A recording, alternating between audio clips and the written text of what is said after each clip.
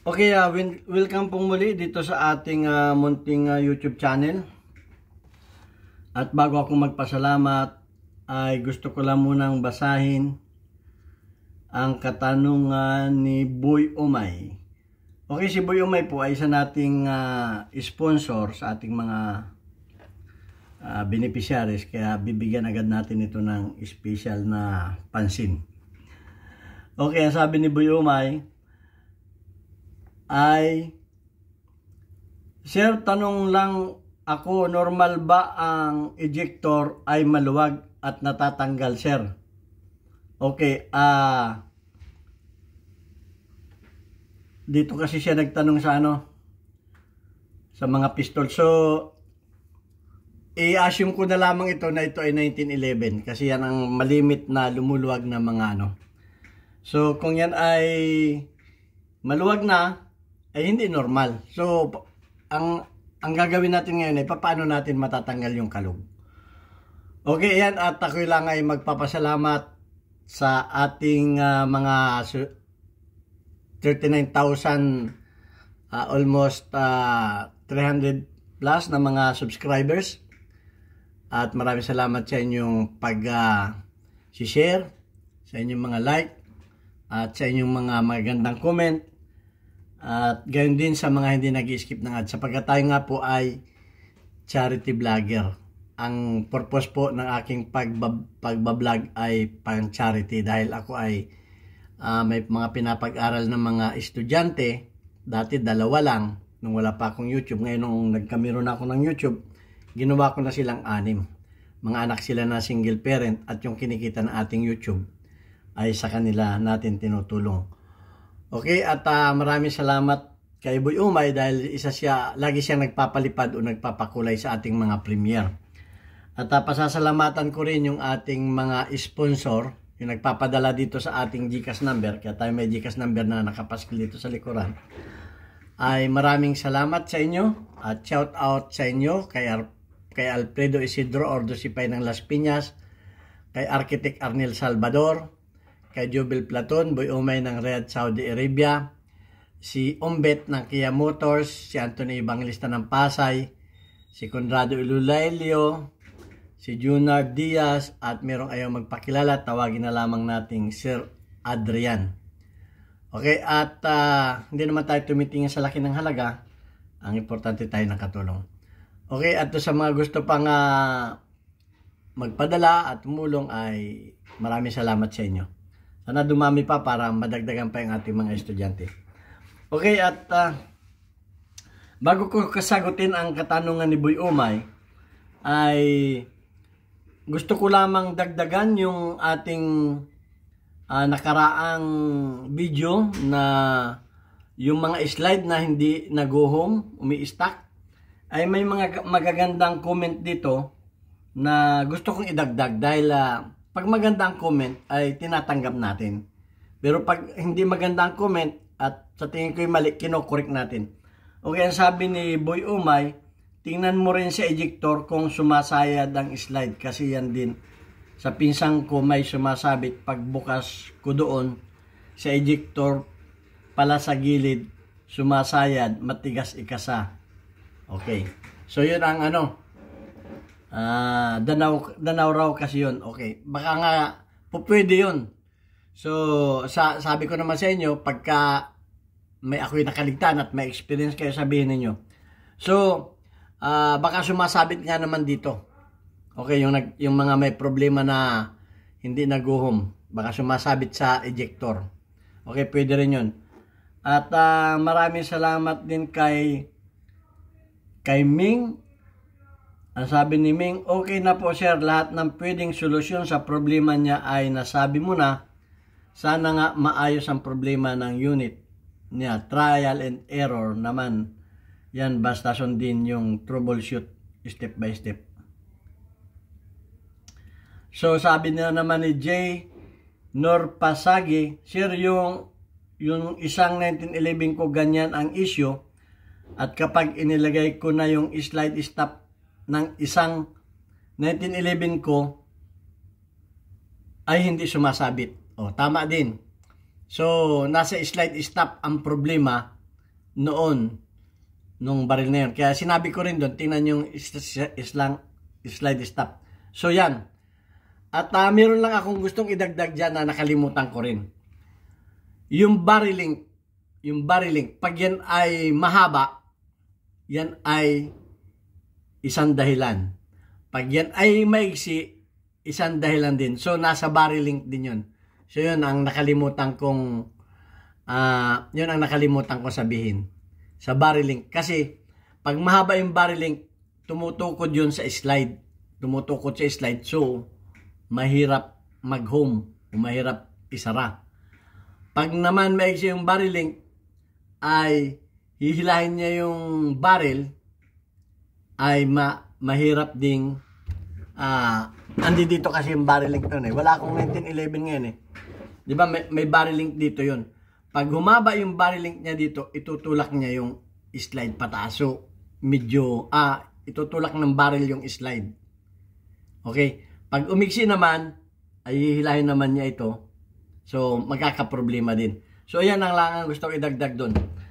Okay, at punta na tayo sa katanungan ni Boy Umay.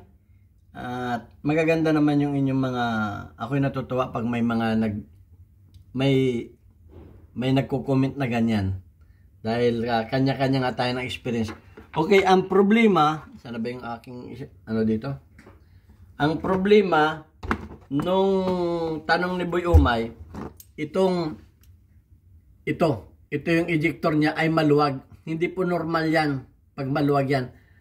Dapat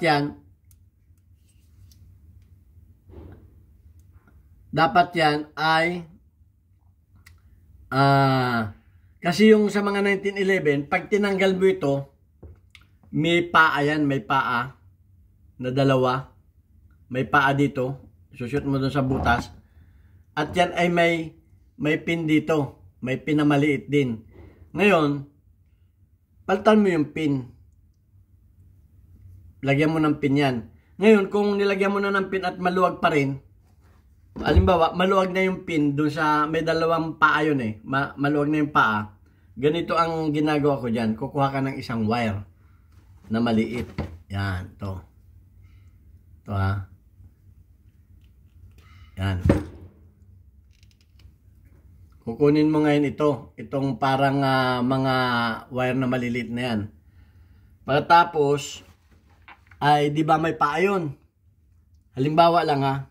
Hanap tayo dito ng Halimbawa lang. Halimbawa ito yung paa niya. Ito yung paa niya. Ang ginagawa ko dyan ay itong wire na ito ibabalot ko dyan. Babalot ko yan. Gagandahan ninyo ng balot ha. Yan, ganyan. Gagandahan ninyo ng balot. Ganyan. Babalot ninyo ganyan.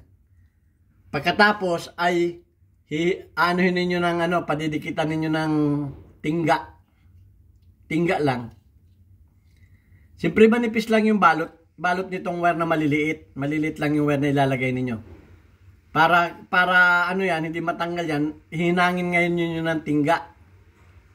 Okay? Tingga. Bala na kayong, gagandahan ninyo siyempre ng hinang ng tingga. Pagkatapos ninyo mabalot ng tingga, di kikilin ninyo ng konti-konti. At kahit yan ay sikip, dahil tingga yun ang magpapasikip dun sa butas na sinusuotan. So, dapat gagandahan ninyo. Illustration lang ito sa akin. So, ganun ang ginagawa kong pagpapasikip dyan. Yung wire ng itong mga wire na maliliit na ito. Maliliit kasi itong wire na to eh. Papakita ko sa inyo yan mga maliliit yan. So, gagandahan ninyo ng ikot. Kung maaari, isa parang sinulit, gaganon ninyo. Mas maganda, hakuha kayo ng isang mahaba. Tapos gaganunin ninyo.